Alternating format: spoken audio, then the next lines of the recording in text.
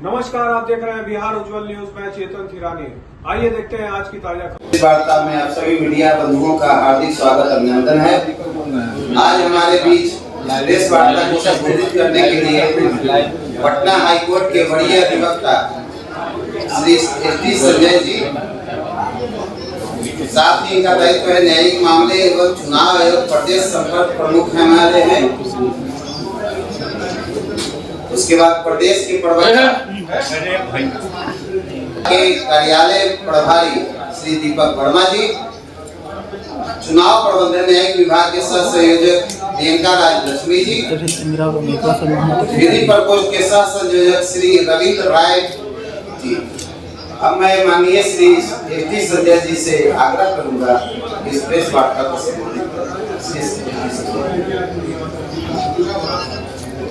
सारण लोकसभा क्षेत्र के राजद की प्रत्याशी श्रीमती रोहिणी आचार्य का नामांकन वहां के रिटर्निंग ऑफिसर ने मुख्य चुनाव पदाधिकारी ने स्वीकृत कर लिया, जबकि उनके नामांकन में बहुत सारी खामियां थी, जिसको लेकर के श्री राजीव प्रताप रूडी जो भारतीय जनता पार्टी के प्रत्याशी हैं, उनकी ओर से हम लोगों ने अपना विरोध दर्ज कराया था कि उनका नामांकन स्वीकृत होने लायक नहीं है।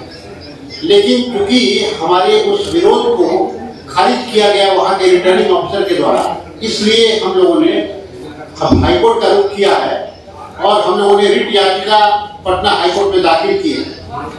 आपको बताऊं कि आमतौर पर रिट याचिका चुनाव संबंधी मामलों में कम दाखिल होती है, लेकिन ये एक ऐसा मामला सामने आया है जिसमें कि हमने ये रिट याचिका इसलिए दाखिल की है कि श्रीमती रोहिणी आचार्य के नामांकन पत्र पर लोक प्रतिनिधित्व अधिनियम के अंतर्गत जो वहाँ के रिटर्निंग ऑफिसर हैं उनको एक जांच करनी थी।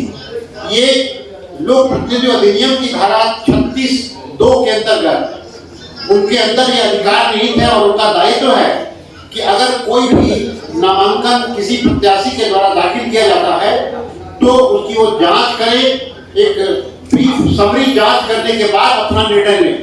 और उसमें हम लोगों ने श्रीमती रोहिणी आचार्य के खिलाफ यह कहा था कि श्रीमती रोहिणी आचार्य ये सर्वविदित है कि 7 वर्षों से अधिक से विदेश में रहती हैं, लगातार रहती है विदेश में। ये नहीं कि आते जाते रहती हैं, मगर विदेश में रहती हैं। उनका पासपोर्ट का स्टेटस क्या है, इस बारे में और अपने घर के बारे में, अपना रेजिडेंशियल हाउस के बारे में उन्होंने कोई जानकारी उसमें नहीं दी थी, सारे तथ्यों को छिपाया था। तो इस वजह से हम लोगों ने जो अपना ऑब्जेक्शन दिया था, प्रोटेस्ट दिया था, विरोध जाहिर किया था, उसमें हमने लिखा था कि इसकी जांच कराई जाए कि वो आज भारत की नागरिक हैं या नहीं है। अगर वो भारत की नागरिक नहीं है या भारत की नागरिक होने के बावजूद भी उन्होंने किसी अन्य राष्ट्र के लिए अपनी निष्ठा रख दी है, तो जब तक इसकी जांच नहीं होती है तब तक वो चुनाव लड़ने के लिए अयोग्य है। इस संदर्भ में मैं आपका ध्यान दिलाऊंगा कि भारत के संविधान के अनुच्छेद 84 और अनुच्छेद 102 में स्पष्टतया ये प्रावधान किया हुआ है कि जो व्यक्ति जिसकी निष्ठा भारत के साथ नहीं है या जो भारत के नागरिक होने के बाद उसने किसी दूसरे देश की नागरिकता ग्रहण कर ली है, तो वो चुनाव लड़ने के लिए अयोग्य है। ये एक बड़ा ही बेसिक प्रश्न था जो कि उनकी योग्यता और अयोग्यता को निर्धारित करता। इसलिए उसको हमने कहा था कि चुनाव अधिकारी उस पर गहन जांच करके अपना निर्णय दें, लेकिन उन्होंने शाम को 4 बजे ही अपना निर्णय सुना दिया और उनके नामांकन को स्वीकृत कर दिया है और इसलिए वो चुनाव लड़ने से अयोग्य हैं। इसकी जांच कराने के लिए हमने माननीय पटना उच्च न्यायालय में अपनी रिट की याचिका दायर की है और उसकी सुनवाई के लिए हम लोगों ने कोर्ट को रिक्वेस्ट किया है कि आज से कल तक में उसकी सुनवाई कर ली जाए या विशेष सुनवाई कर ली जाए। और अगर सुनवाई होती है तो श्रीमती रोहिणी आचार्य का चुनाव रद्द हो सकता है, उनका नामांकन खारिज हो सकता है, क्योंकि उसमें ये उनकी योग्यता और अयोग्यता के बारे में निर्णय लिया जाना है। इसके अलावा भी उन्होंने जो अपना शपथ पत्र दाखिल किया था, उनके शपथ पत्र में बहुत सारा झूठ भरा हुआ है, विशेष करके उनकी आय का झूठ। उन्होंने अपने आय को पूरा छिपाया है, अपना घर के बारे में, अपनी अचल संपत्ति के बारे में उन्होंने बहुत सारे तथ्यों को छिपा लिया है।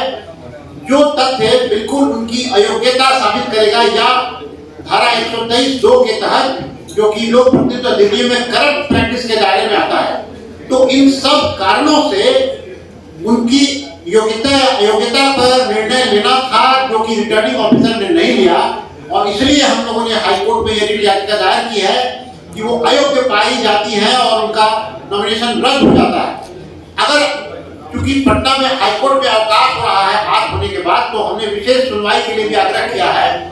अगर ऐसा नहीं भी होता है तो 20 तारीख को चुनाव है, उसके बाद भी उनकी सदस्य अगर वो जीत भी जाएंगी तो उनकी सदस्यता रद्द हो सकती है, क्योंकि अगर नामांकन रद्द हो जाएगा तो उनकी सदस्यता भी रद्द हो जाएगी। ये तो जीतने की बात है, लेकिन ऐसे में जो स्थिति पैदा हो गई है कि कोई भी मतदाता के दिमाग में ये सवाल उठेगा कि क्या मैं किसी ऐसे प्रत्याशी को अपना वोट दूं जो प्रत्याशी का भविष्य अधर में लटक गया है, क्योंकि अगर उनका नामांकन ही रद्द हो जाता है तो पुनः चुनाव होगा। इसलिए अब ये पटना हाईकोर्ट के ऊपर निर्भर होता है कि कब सुनवाई होती है और वो कब अपना निर्णय देता है।